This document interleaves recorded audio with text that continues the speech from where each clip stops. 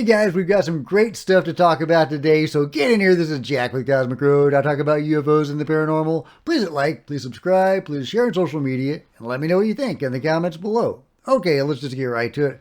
This is an interview with George Knapp and Colm Kelleher by James at Engaging the Phenomenon, one of my favorite channels. And there's some really interesting stuff revealed and not revealed in this exchange. So let's watch. You can tell me if they sound familiar. Jeffrey Griffith, Mary Elliott, TRW. I'm not going to comment on that Because I'm not saying anything. I'm not attaching a name to it. I'm just saying, Well, I know where that is going, so I'm not at liberty to comment on that program. Okay, but are you even able to say the name, or is it something where you can't even say the name of it? I'm not at liberty to discuss that program, so I'm not. It's part of what I can't talk about. George, can you tell me what I'm talking about? No, not really. No. You can't say the name? I don't think I want to go there, not with Colm as part of the program, but we can talk about it off the air. I'd love to do that. If you can stay after a few minutes or even another time. But because that's of high interest. Does that have anything to do with David Grusch coming out and anything that he discovered while he was doing his investigation for the U.A.P. task force? I think Dave did touch fist bumps with some of that information and some of those people. But you'd have to ask him that. He'd have to be the one to answer that. But so there you go, a great exchange that revealed without revealing a whole lot. It really throws light on what light can't be thrown on. Somebody in the comments suggested it was like throwing dust on the lasers, the security lasers, so that you can see where the lasers are. It clearly shows where the dividing line is, stuff that they can't talk about. So let's go over those names again. Tell me if they sound familiar. Jeffrey Griffith, Mary Elliott. Jeffrey Griffith and Mary Elliott. What program are they part of that both George and Colm can't talk about publicly? They can't even disclose the name of the program. Are we talking Zodiac? What are we talking? Apparently this is an important group here that even David Grusch bumped fists with, according to George Knapp. I don't know what that means, but apparently at least he was aware of them, and they may have had some contact. So let me know in the comments below who you think this group is and what it represents. Are we talking UFO crash retrievals, reverse engineering? What are we talking about here? Let me know what you think. Okay, let's go to Arrow for just a minute. This is from Merrick, who has a great catch here. He caught something that I missed. Per Arrow, the U.S. government has gravitational sensing capabilities. If, as implied by Congress, a surreptitious U.A.P. retrieval effort exists, does it employ gravitational sensors to locate these objects? Really interesting. Yeah, and this is from one of the Arrow documents, gravitational and radioactive means. Interesting. Recruiting, employing, training, equipping, and operations of and providing security for government or contractor personnel with a primary, secondary, or contingency mission of capturing, recovering, and securing unidentified anomalous phenomena, craft, or pieces and components of such craft. Potentially utilizing gravitational detection technology. Could this explain how the control group knows when a UFO shows up? I don't know. Some people are suggesting that they may be talking about gravimetry, the measurement of the strength of a gravitational field. It may be used when either the magnitude of a gravitational field or the properties of matter responsible for its creation are of interest. Is that what they're talking about? Or are they talking about something more anomalous, or something fancier, something more high-tech, something possibly more alien? Meanwhile, did you know the ancient library of Tibet contains 84,000 manuscripts, including more than 1,000 years of human history? It is 60 meters long and 10 meters high.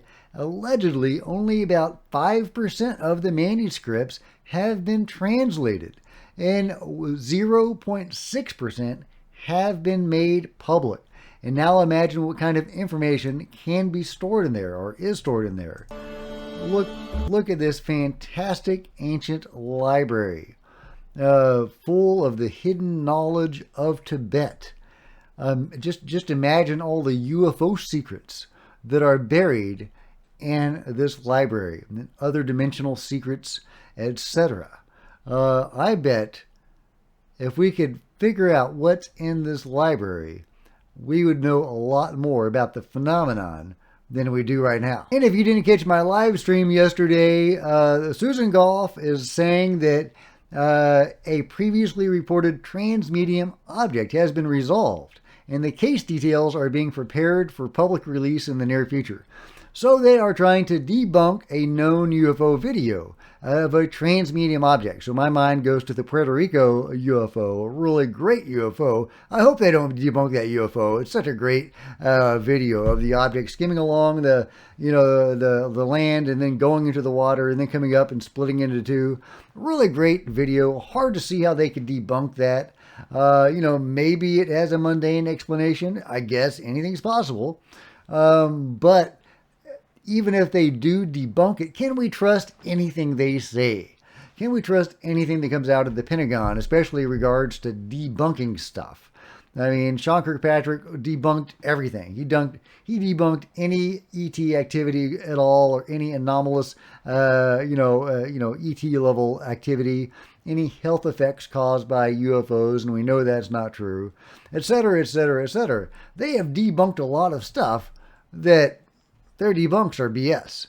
So, I would love to be able to trust the government to tell us what's a UFO and what's not. Unfortunately, that's not the case. But yeah, look forward to this debunking in the near future, and we'll pick it apart and, see what happens. Oh, and if you missed my live stream yesterday, I did a dive into this brilliant article by Chris Sharp at Liberation Times, Critical concerns arise over the U.S. government's UFO office amid uncertainty surrounding its director's future. The U.S. government's U.A.P. office was established with the aim of ensuring transparency for the public. However, AARO now grapples with an increasing number of accusations related to concealment. If its purpose was solely to enhance public perception, it appears to have fallen short. Yeah, no joke. And it goes on. It's a great article, and I went through a lot of it in the live stream yesterday, so you might want to check that out at your leisure. It's a 2-hour-long live stream. I really enjoyed it. Had a lot of fun doing it. Hopefully, I'll get to do more live streams in the future. It's just, I like doing it on the weekends because I think more people are able to watch it. The problem is I'm doing stuff on the weekends most of the time, and I'm not always at liberty to do it. But anyway, a great article, and I'll link to it in the comments below. It's great to see the press picking up on, the shadiness of Sean Kirkpatrick and the overall untrustworthiness of AARO. Meanwhile, more coolness from the ancient world, proof of Atlantis, or at least some interconnectedness between civilizations around the world in the ancient days with seemingly pretty advanced technology. That's Egypt, and you can see those little nodes on the bottom, all right?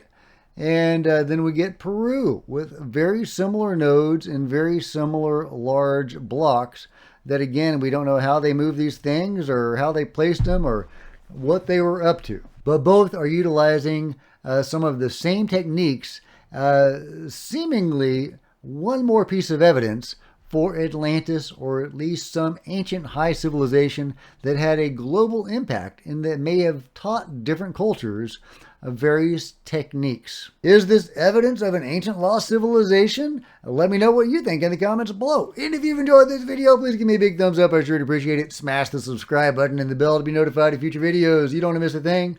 Join me on social media. There's Facebook and Twitter links below. Love to see you guys there. If you wanted to share this video on social media, that'd be super groovy. If you wanted to support Cosmic Road in a bigger way, please consider becoming a channel member. Channel members are rock stars, and I really appreciate you guys' support. Thank you. I would say go to the merch store and buy a t-shirt, but for some reason the t-shirt design has been disabled because they said the t-shirt was rejected for some reason. Now, before it was rejected, I ordered a t-shirt with a new design. The only difference was the background was blank so that it would match the t-shirt's color. So we wouldn't get the difference in the background and the t-shirt like in the original design. Well, they sent out that design in that t-shirt. It's perfect. There's no problem with it. I don't know why it was rejected and why the t-shirts were taken off the shop. So I need to get that fixed, and I've already got an email into them. They seem to have gotten their wires crossed because it printed perfectly. It fits great, feels good. I like it. So be on the lookout for that when it becomes available, hopefully in a few days. Until next time, this is Jack with Cosmic Road, signing out.